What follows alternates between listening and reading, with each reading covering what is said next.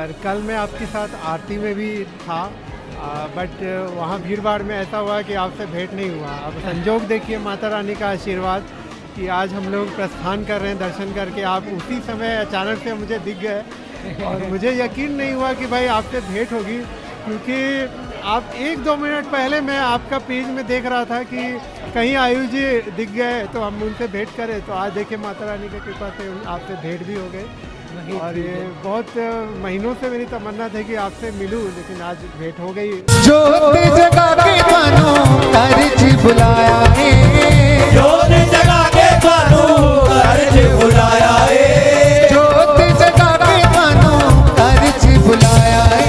आओ मात जी ਤੁਹਾਡਾ मंदिर सजाया है, आओ मात जी ਤੁਹਾਡਾ मंदिर सजाया है। जय माता दी। धर्म की नगरी कटरा शहर से आप सभी माता रानी के प्यारे भक्तजनों का श्री माता वैष्णो देवी जी की यात्रा से संबंधित एक और नई प्यारी सी वीडियो में हार्दिक स्वागत व अभिनंदन है।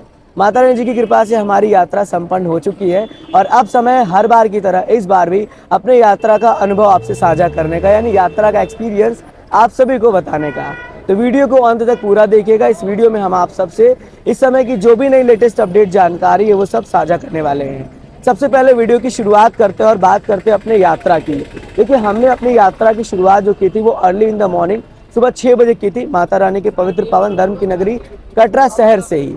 सुबह के समय जब हम यात्रा में आगे बढ़ रहे थे तो हमें हल्का हल्का ठंड महसूस हो रहा था और हमने जैकेट भी वेयर किया हुआ था, लेकिन जैसे जैसे आगे बढ़ने लगे धूप की किरणें देखने को मिल रही थी और ठंड भी थोड़ा थोड़ा खत्म होने लगा।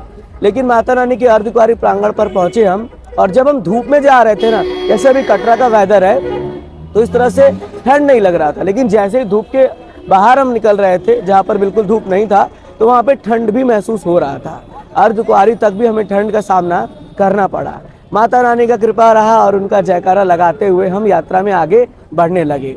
अर्धकुंवारी पर वेटिंग समय की अगर बात कर ले तो एट दिस टाइम, मतलब जो अभी का वेटिंग समय है, लगभग जो है वो 20 से 15 घंटे का वेटिंग समय है। मतलब आप आ रहे हैं तो आपको 15 से 20 घंटे का इंतजार करना पड़ सकता है, लेकिन वेटिंग समय पूरी तरीके से वेरी करता है श्रद्धालु के संख्या के ऊपर। संख्या थोड़ी सी डाउन है इसलिए वेटिंग समय अभी कम है, लेकिन जैसे संख्या बढ़ेगी वेटिंग समय भी बढ़ जाएगा। इस बात का भी खास ख्याल रखिएगा। वहीं आगे बढ़ते बढ़ते हम माता रानी के पवित्र पावन हिमकोटि मार्ग से माता रानी जी के भवन पहुंच गए। भवन पहुंचते पहुंचते हमें लगभग दोपहर के 1-2 बज चुके थे और हमने जस्ट अपने डॉर्मेट्री में चेक इन करने के बाद ही माँ भगवती जी के दर्शनों के लिए प्रस्थान किया। माता रानी की कृपा से दर्शन में सिर्फ हमें 10 मिनट लगा। 10 मिनट के अंदर हमें बहुत प्यारे दर्शन हुए। जब हम आगे बढ़े तो जो गुफा था वहाँ पर जाकर हमें थोड़ा सा लाइन का सामना करना पड़ा, अदरवाइज सब कुछ बिल्कुल खाली सा था। बहुत प्यारी तरीके से माता रानी जी के हमें दर्शन प्राप्त हुए। उसके बाद हम वापसी आए। हमने भवन पर दुर्लभ दर्शन का आनंद लिया। आप भी चाहें तो भवन पर पहुंचकर दुर्लभ दर्शन कर सकते हैं, जो कि अभी एट द प्रेजेंट टाइम पूरी तरीके से फ्री ऑफ कॉस्ट है, लेकिन आने वाले टाइम में इसका कॉस्ट रखा जाएगा और डिटेल वीडियोस भी आपके लिए हम लेकर आने वाले हैं दुर्लभ दर्शन केंद्र का, कि वहाँ पर कैसे आप जाएंगे और कैसा अनुभव रहेगा, सब कुछ इन डिटेल डेप्थ हम आपको बताने वाले हैं। उसके बाद माता रानी जी की कृपा रही, रात में जो है वो वेदर बदलता गया और पहले हमने भैरव बाबा के दर्शन भी कर लिया था शाम के लगभग 6 बजे के आसपास, जिससे हमारी यात्रा संपूर्ण हुई। भैरव बाबा में भी शाम के काफ़ी ठंड लग रहे थे। अब भवन पे पहुँचे, वेदर की बात करते हैं। वेदर में बहुत परिवर्तन देखने को मिला। दिन के वक्त तो देखिए वेदर थोड़ा सा अलग टाइप का था। दिन में ये था कि आपको हल्की हल्की ठंड महसूस हो रही थी और ठंडी ठंडी हवाएं चल रही थी, लेकिन रात में ना वेदर बहुत परिवर्तन हो गया। एक अलग लेवल का ठंड हो गया, ठंड का लेवल बढ़ गया और एक तरीके से कह सकते हैं कि सूखी ठंड जैसे आप बोलते हैं वह महसूस होने लगा।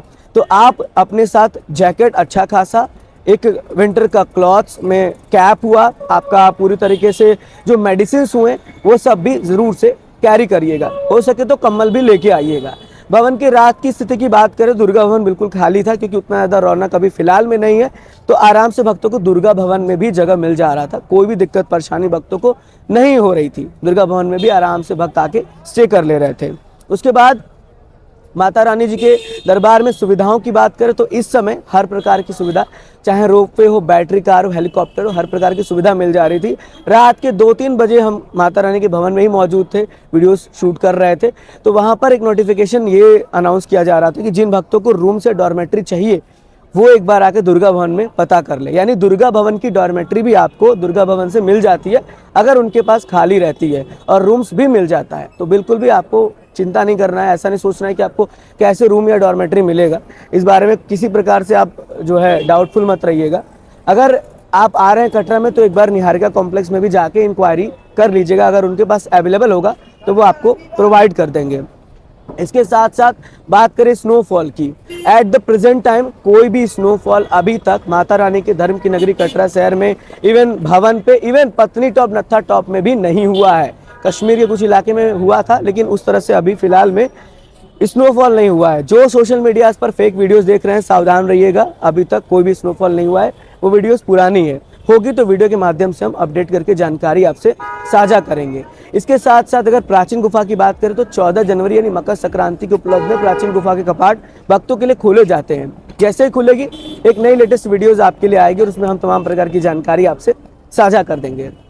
साथ ही साथ अब बात करते हैं कि माता रानी जी के दरबार में यात्रा शुरू करने से पहले आपको किन बातों का ध्यान रखना है। पहले तो आपको RFID कार्ड ले लेनी है। RFID कार्ड लेने के लिए आपके पास एक वैलिड ID होना चाहिए, और RFID कार्ड का जो टाइमलाइन एग्जैक्ट एकदम एक्यूरेट है वो 12 घंटे का है। 12 घंटे तक आपका कार्ड पूरी तरीके से वैलिड रहेगा। अगर आप कार्ड ले रहे हैं 12 घंटे के पास में आपको यात्रा स्टार्ट कर देना है, इस बात का ध्यान रखिएगा। और एक बड़ा परिवर्तन ये है कि 3 साल से ऊपर सभी श्रद्धालुओं को RFID कार्ड लेना अनिवार्य है। पहले 5 साल था, 3 साल हो गया है।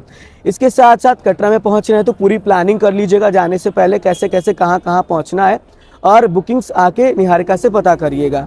नहीं भी होगा तो दुर्गा भवन में फ्री में भी आप रुक सकते हैं। साथ ही साथ मौसम से फिर मैं यही कहूँगा, मौसम की जानकारी भक्त लगातार पूछते हैं कि मौसम कैसा रहेगा, मौसम की एक परफेक्ट बताइए जानकारी। देखिए परफेक्ट मैं क्या, कोई भी आपको एकदम परफेक्ट नहीं बता सकता कि मौसम साफ है या मौसम किस तरह का है या मौसम कैसा रहने वाला है। कैसा है वो तो मैं आपको यहाँ पे हूँ तो बता दे रहा हूँ, लेकिन कैसा आगे रहेगा ये बताना मुश्किल है। इसके साथ साथ ये भी मैं बता दूँ आपको कि आप आ रहे हैं पूरी प्लानिंग के साथ आइएगा। आपको ये भी कह दूं कि स्नोफॉल की कोई स्पेसिफिक डेट भी नहीं बता पाएगा कि ये डेट में ही स्नोफॉल होगा तो मैं आपको सूचित करूंगा। तो चलिए कटरा शहर से वीडियो को हम एंड करते हैं। माता रानी का बुलावा जब फिर आएगा तो हम आएंगे, और आपके लिए डिजिटल यात्रा तो हम लेकर आ ही रहे हैं। तो कमेंट में जय माता दी जरूर लिखिएगा। मैंने पूरा प्रयास किया, थोड़ी नॉइस आई होगी या यहाँ पर थोड़ा सा आपको जो है बैकग्राउंड में इशू आ रहा होगा वीडियोज़ में, तो मैनेज कर लीजिएगा। बड़ी मेहनत से आपके लिए हमने यात्रा एक्सपीरियंस का वीडियो शूट किया है। मिलते हैं फिर एक और नई प्यारी सी वीडियो में। God bless you all. जय हिंद, जय माता दी।